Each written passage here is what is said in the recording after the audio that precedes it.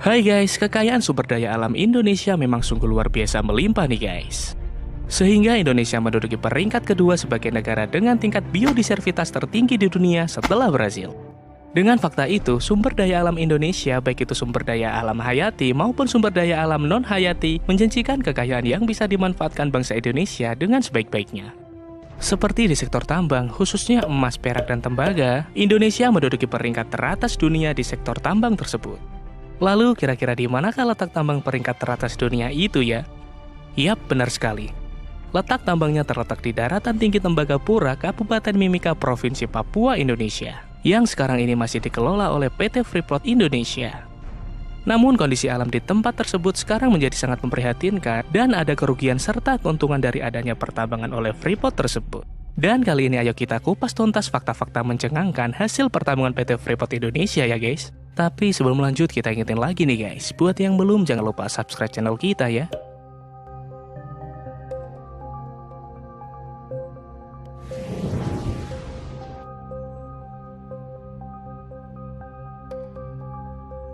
Awal mula berdirinya PT Freeport Indonesia memiliki kisah yang sangat unik untuk diketahui nih guys. Sebenarnya tambang yang dikelola PT Freeport Indonesia sekarang dulu berawal dari ketidaksengajaan, dengan kata lain tidak sengaja ditemukan. Sebenarnya penjelajahan ke tanah Papua yang dilakukan oleh para ahli geologi pada saat itu yaitu untuk mencari kebenaran tentang keajaiban alam yang berada di puncak Gunung Jayawijaya, yakni salju abadi.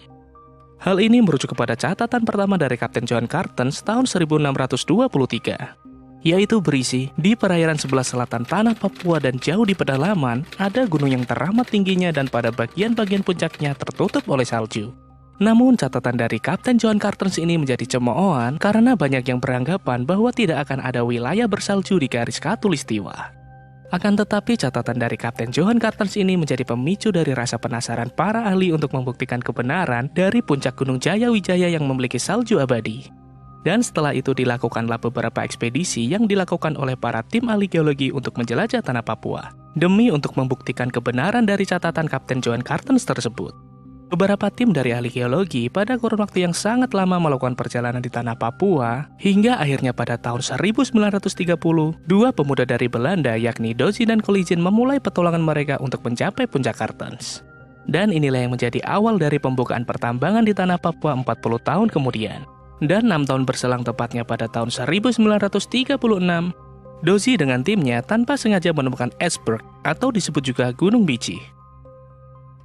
Dan pada tahun 1939, Dozi membuat catatan mengenai iceberg yang berhasil ditemukannya. Namun karena peristiwa pecahnya Perang Dunia Kedua, catatan dari Dozi tersebut menjadi tidak diperhatikan.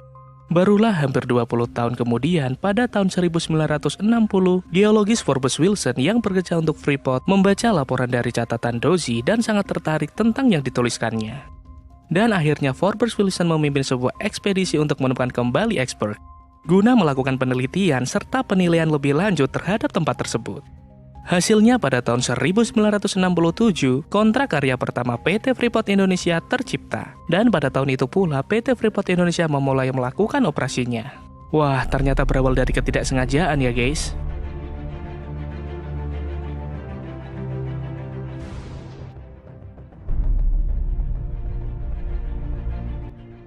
Tambang Iceberg dan tambang Grasberg adalah dua tambang yang dikelola oleh PT Freeport Indonesia nih guys. Yang pertama adalah tambang Iceberg. Tambang ini adalah tambang awal dari hasil kontrak karya pertama PT Freeport Indonesia. Iceberg adalah sebuah gunung yang memiliki tinggi 3.600 meter dari permukaan laut. Dari awal pengerukan yang dilakukan oleh pihak Freeport sampai pada tahun 1988, gunung tersebut hampir seluruh bagiannya berhasil digali dan rata dengan tanah. Semenjak saat itu, Gunung Biji milik Indonesia dinyatakan lenyap dari muka bumi ini. Dan pada tahun 1988, PT Freeport Indonesia menemukan cadangan baru di dekat iceberg. Dan yang sekarang ini dikenal sebagai tambang Grasberg. Penemuan cadangan baru ini sangat mengembarkan dunia. Pasalnya, cadangan yang terkandung di dalamnya memiliki cadangan emas terbesar nomor 1 di dunia. Selain itu, tambang Grasberg memiliki cadangan tembaga nomor 3 terbesar di dunia. Dan pada tahun 1991, kontrak karya kedua PT Freeport Indonesia tercipta. Dan cadangan kekayaan sumber daya alam non-hayati di Grasberg digali oleh Freeport. Wah, sungguh benar-benar kaya sekali ya guys sebenarnya bangsa Indonesia ini, setuju?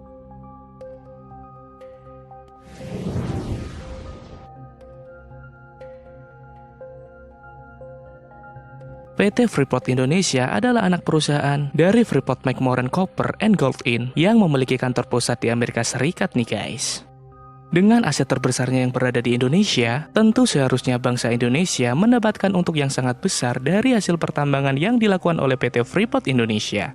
Namun kenyataannya berbanding terbalik dengan status negara yang memiliki tambang emas terbesar di dunia. Dari awal berdirinya PT Freeport Indonesia, negara Indonesia hanya memiliki saham kurang dari 10%, yakni tepatnya hanya sebesar 9,36%.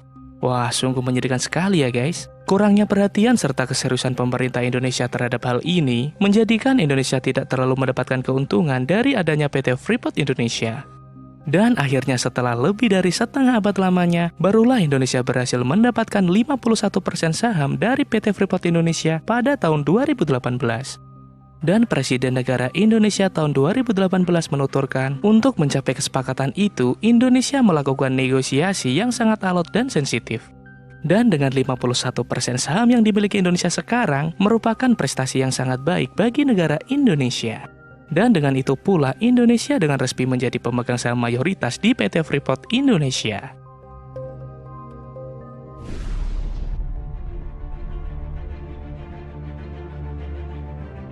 Kehadiran kegiatan pertambangan di tanah Papua tentu saja akan langsung berdampak buruk bagi lingkungan sekitarnya nih guys. Dampak nyata terhadap alam yang pertama adalah hilangnya gunung biji yang dimiliki negara Indonesia. Selain itu, hasil dari pertambangan Grasberg menyisakan lubang menganga yang sangat lebar berukuran lebih dari 200.000 hektar dan memiliki kedalaman sedalam lebih dari 230 km persegi. Wah, dalamnya seperti dalamnya cintaku padamu ya guys.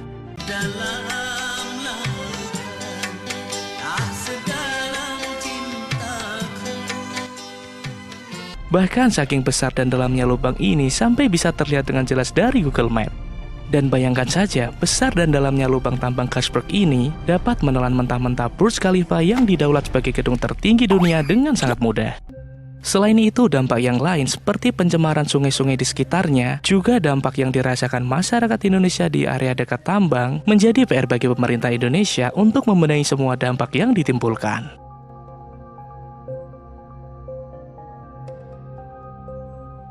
Dan itulah fakta-fakta mencengangkan dari adanya PT Freeport Indonesia. Semoga kita bisa belajar untuk lebih memahami kekayaan sumber daya alam yang ada di Indonesia. Dan terima kasih udah nonton video kita, jangan lupa subscribe ya guys.